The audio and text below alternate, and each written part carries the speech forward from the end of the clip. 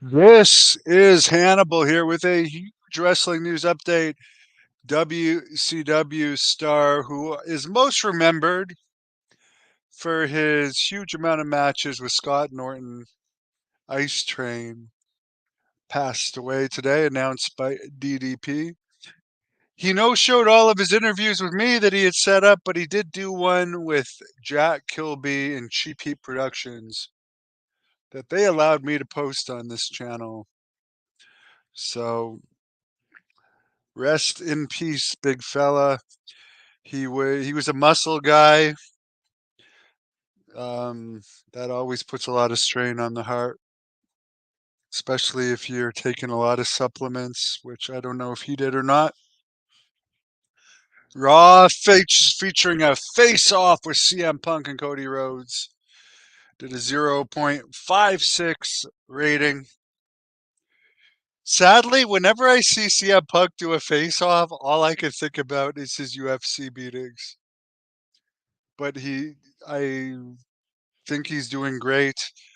Wonderful performer, great worker, making huge money. I do. I didn't watch the promo.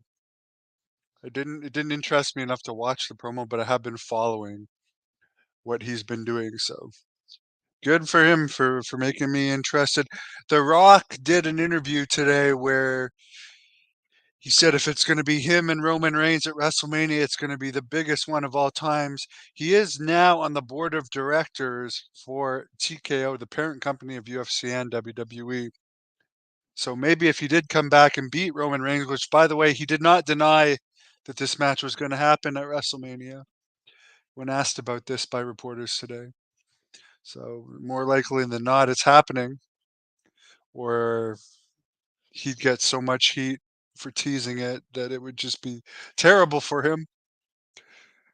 Um, but yeah, maybe if he's on the board of directors now, maybe there's a chance he could win and actually, especially if he's getting company bonuses as far as stock bonuses and stuff, maybe that'd be motivation for him to have more than just one match.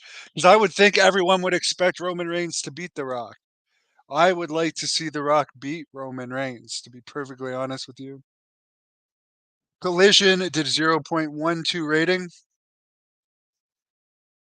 Apparently, Dave Meltzer has noted that Okada's contract does not expire till January 31st, so it'd be highly unlikely that he will not debut for WWE in the Royal Rumble. Should he ultimately end up signing with WWE, he's still undecided apparently. But I would think that there could be deals made where he could be in the Royal Rumble. They'd really want him there. As far as non-Smart Mark fans, like me, for instance, I guess you could consider me a Smart Mark, but I have zero interest in Okada other than apparently he's the biggest star of Japan and both WWE and AEW are fighting for him. That interests me, but do I, am I going to be that interested in watching him wrestle for WWE before his first match or two? Time will tell. Time will tell. Give him the benefit of the doubt. All I know is all these Japanese guys are not helping AEW attendance, which is just doing brutal attendance. And that's just because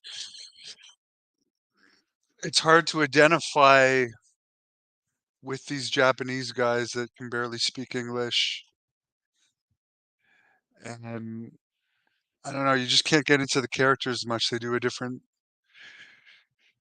style, I guess, than what I like. I used to like the Bruiser Brody-ish style, the Stan Hansen style, but there's so much acrobatics in Japanese wrestling these days. Abyss works for WWE as an agent. He's too beat up to wrestle, to answer your question. Today is the 40th anniversary of the beginning of Hulkamania when he pinned the Iron Sheik. If everyone wants to feel old, I was not following wrestling then, but I was started following it around 89. Makes me feel old. The Iron Claw did not receive any Oscar nominations. Does not surprise me, honestly. I found the movie disappointing. I do want to watch it again though, because I fell asleep at it. I do remember that I had a great sleep in the movie chair. That's really what I remember, and I fell asleep shortly after Kerry had his car accident. Woke up at the end. Rob Van Dam, who I had on as a guest last week, has said on his podcast that Mike Awesome's wife put the kibosh on the Dark Side of the Ring episode. I don't blame her. Those producers can be complete assholes. Cora Jade of WWE has had surgery related for his torn ACL, her torn ACL. Nick Khan, and I did watch this, appeared on the Pat McAfee show Tuesday and said WWE for their deal with Netflix that's going to start next year. It's probably going to remain on Monday nights. Nick Khan actually was on Wheel of Fortune before. That's how he started making money. Tell Piper Uncle Pat says hello. Yeah, but Piper always he accused Lord Alfred Hayes of tapping him on the head with his dick in a dressing room when he was younger. And he said something happened with uh, with Pat Patterson. Chris Masters is the WWC Universal Champion. That's meaningless now. Do they even run regular shows anymore? Oh, I don't care about the WWE Hall of Fame. Good for the people to get in, but it's just a TV show. Patrick is a 60-minute man. I honestly prefer shorter matches, both being in shorter matches and watching shorter matches. I like action. If you see most of my matches that I've had, they're full of action because that's what I like to watch. 60 minutes of fake fighting is boring to me. Jack Kilby. Did I miss something? He mentions Knievel. I know he's doing a Evil Knievel podcast with Bob Cook soon. By the way, Billy Jack Haynes really wants to be in the Cauliflower Alley Club award. He deserves to get a wrestler award. I mean, Andrew Anderson has a wrestler award there. I definitely think Billy Jack Haynes is deserving. Um, through Jack Kilby, we asked Bob Cook, and Bob Cook put it to Brian Blair. So hopefully it'll happen because Billy Jack, who I'm close friends with, recently lost a pet. Um, sorry about that, Billy.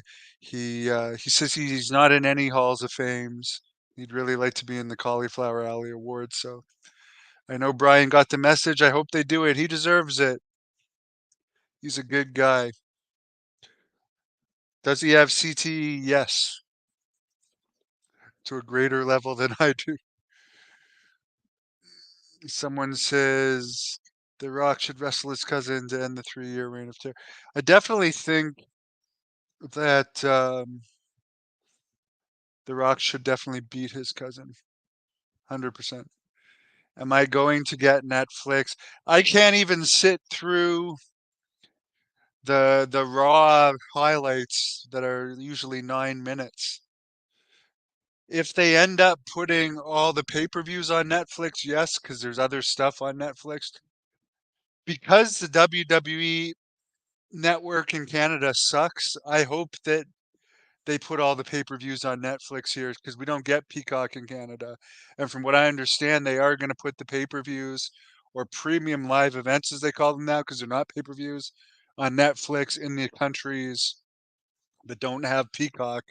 So I sure as hell hope that happens because I had the WWE network in Canada, and I'm telling you guys this in all honesty, I could not get it to play to my TV.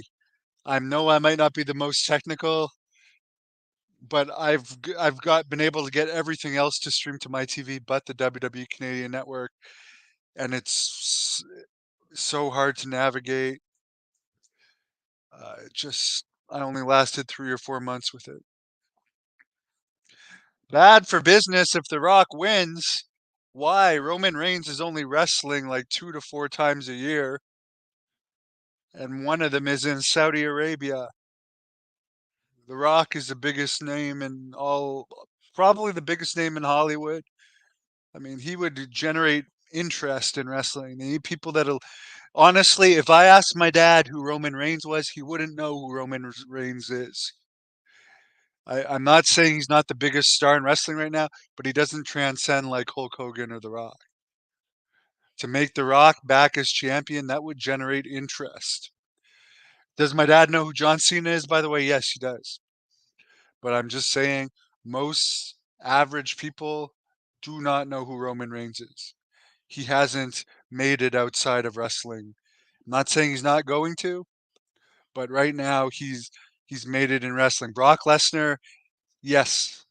I use my dad meter on that. My dad knows who Brock Lesnar is. He's transcended beyond wrestling. Roman Reigns, as he is a great star, but your average person does not know who he is. They're making like massive, massive money, but I do think it is going to hurt viewers